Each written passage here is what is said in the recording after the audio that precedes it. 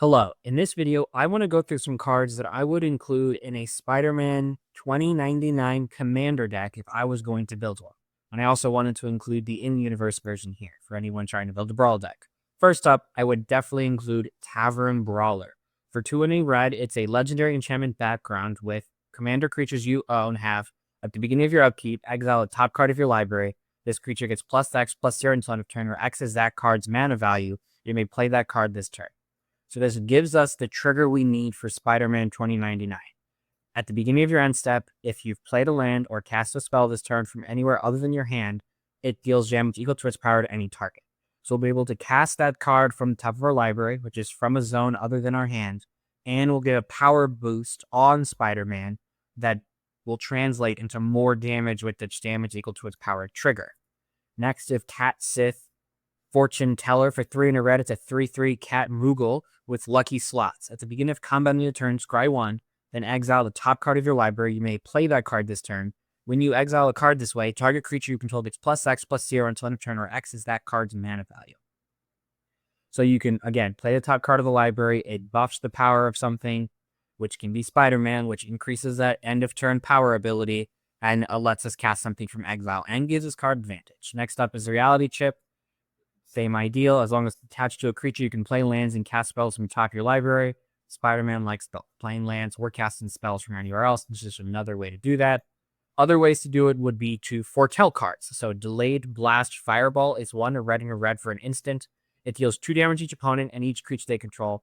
Or if it was cast from exile, i.e. it was foretold, it deals 5 damage each opponent and each creature they control instead. And so foretell is just another way to plan on doing these things, maybe at instant speed on other players' turns. Well, actually, it says at the beginning of your end step, so it'd have to be only during your turn. There's a lot of constraints on this card. It's only once per turn and only on your turn. But in case you know something else, you can set this up for the future for you able to do it later. Plus, border wiping's pretty good. Ketis, Emberclaw Familiar. This seems super good in this deck. For red 1, it's a 1/1 Elemental Lizard. When a commander you control deals combat damage to an opponent, it deals that much damage to each other opponent. So Spider-Man can only target one thing with his power trigger. This would make it so it also deals damage to the other ones, which is a lot more damage. Lelia, the Blade Reforged, 2 and a red, legendary creature, Spirit Warrior, 2/2 haste. When it attacks, exile the top card of your library. You may play that card this turn. It gives us access to the ability on Spider-Man, and then every single time one or more cards are put into your exile from your library or your graveyard, you put +++ a counter. So Cascading, just exiling cards, we're able to cast them, buffs Lelia, and then also we get to cast a card from the top of our library each turn. A Tally, Primal Storm, 4 colorless, red, legendary creature, Elder Dinosaur. It's a 6/6. When it attacks, exile a top card of each player's library. You may cast any number of spells from among those cards without paying their mana costs. So this gives us access to more than just our stuff. It can also give us our opponent's stuff, which is a lot of fun. And triggers, it just reminds that we can play cards. We can only cast, so we can't play lands that our opponents have from a zone other than our hand. But a Tally is a fun way to do that. Curiosity, when it deals damage, when the enchanted creature deals damage to an opponent, you draw a card, stick this on Spider-Man. It's also really cheap. You can cast from the top of your library or from exile for just 1 blue if you have an effect that does that, which is great. Just sack a treasure and be able to cast it. And then being able to draw cards off of just our commander's end of turn trigger is good. Basilisk's Collar is 1 colorless for an artifact equipment. Equipped creature has Death Touch and Lifelink. So Spider-Man's power ability just becomes kill any creature or gain life if it has a ton of power, which is great. So I really like the collar in this deck. Fiddlefit Lost on the Range is 1 a blue and a blue for a 1/1 with Ward 2. You may look at the top card of your library anytime. The top card of your library has Plot. Plot is equal to its mana cost, and you may plot and run cards from top of your library. This is another way to start the chain of casting things from a different zone than your hand. From the top of your library, you can plot them, and then from exile, you can do them later.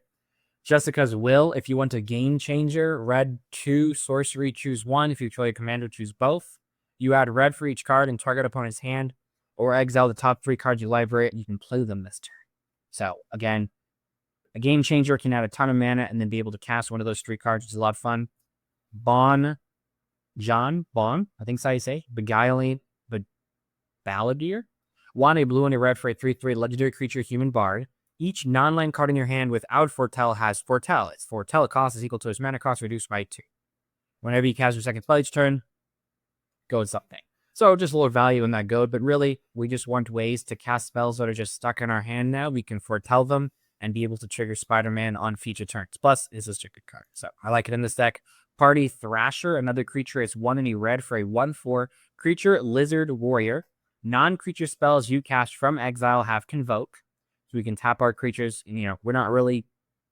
Well, in theory, you could actually attack with Spider-Man. It has Vigilance. It stays untapped, and then you can tap them to Party Thrasher to cast spells from exile. At the beginning of pre-combat main phase, you may discard a card. If you do, exile a touch card your library. Choose one. You can play it this turn.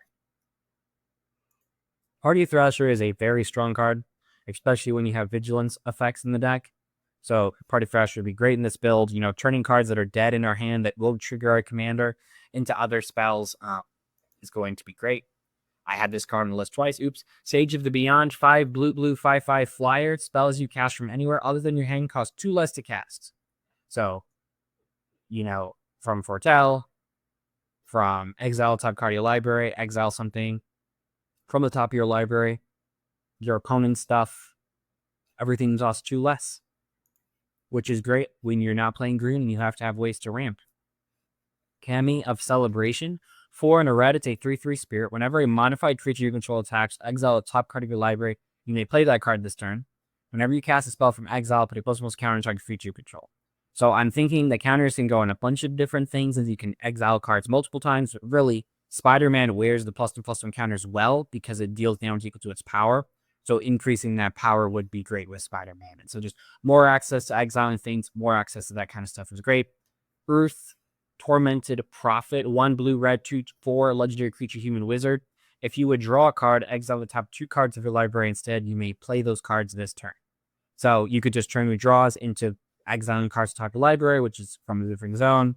So it just keeps that cycle going. There's a lot of redundancy. There's a lot of really strong cards in this vein. So you don't really need to play all of them. I don't really love the Kami, I guess, would be the one that I would choose, but I do like the fact that Kami puts counters on it, so it's like plus and minus, because Kami's kind of expensive mana-wise, 5 mana. But I digress. Flaming Tyrannosaurus is 5 a red and a red. It's a 5/5 creature dinosaur with menace with paradox. When you cast a spell from anywhere other than your hand, it deals 3 damage to your target. Then you put a +1 counter on it. When it dies, it deals damage equal to its power to each opponent. I play this card in my Cascade deck, and it is very strong there. And we're going to want to cast the majority of our spells from other than our hand. So it takes advantage of Spider-Man and being able to deal damage to things and kill them. And when it dies, it becomes such a threat that they have trouble killing it. It's great. Urbras, Heretic, Praetor, 3 red, 4/4 haste. At the beginning of your upkeep, exile a top card of your library, you can play it.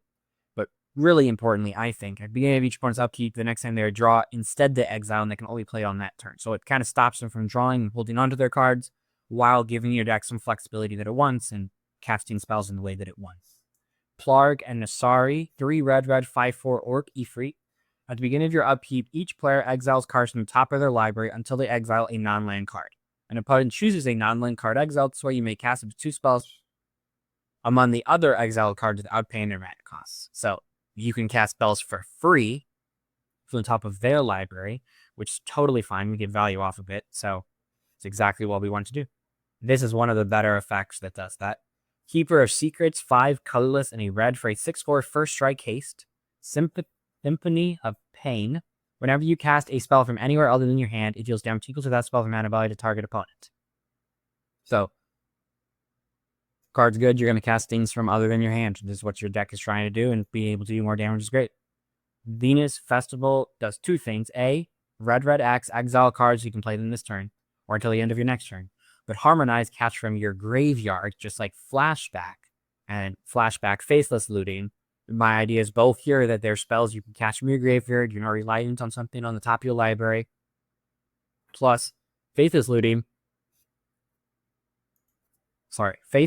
is very cheap. So if you just need to cast multiple spells in a turn, Faithless Looting can just cost 1 red the first time, and you can line it up for the second time. Ecstatic Beauty, red 2, exile top 2 cards of your library. You may play those cards and so on a turn. Port 4, time counters on each of those cards that has Suspend. Doesn't really matter, our other spells won't have Suspend, but You could exile cards you can play them this turn, or you can suspend it, and then later when it goes off, it'll trigger Spider-Man, which is fun. So I envision a world where like you play this earlier than you can play Spider-Man, because Spider-Man can't be cast from the first, second, or third spells. Cast this early, get Spider-Man, play a 4 or 5 drop, Beauty goes off, and you play a 4 or 5 drop from among them. But instead, Beauty itself is cast from exile, which triggers Spider-Man. So Crucible of Worlds, the commander does say at the beginning of your end step. So if you're playing Fetch Lands, if you're playing Evolving Wilds, the new one that I can't think of what it's called, Prismatic Vista effects that sacrifice the land, the cards from Choose New Content, the common ones that can go grab on an island or a mountain. You can replay those from your graveyard, and that would trigger Spider-Man. The Lost and the Damned, 1 blue-red enchantment. When a land enters the battlefield under your control from anywhere other than your hand, or you cast a spell from anywhere other than your hand, you make it 3/3. So you can have some more buddies, some more blockers, some more attackers, all kinds of nice stuff. Jace the Reawaken has that same clause. You can cast a spell in the first, second, or third spells of the game. And then +1, you may exile non the card with mana value 3 or less from your hand. If you do, it becomes plotted, which can later be cast from exile. So it's on theme with From the Future, so it's kind of fun there. Witch's Clinic, you can give your commander lifelink, and so whenever it does damage, if the damage is high, you can gain some life. Plus encounters, equipment, enchantment auras that it can wear.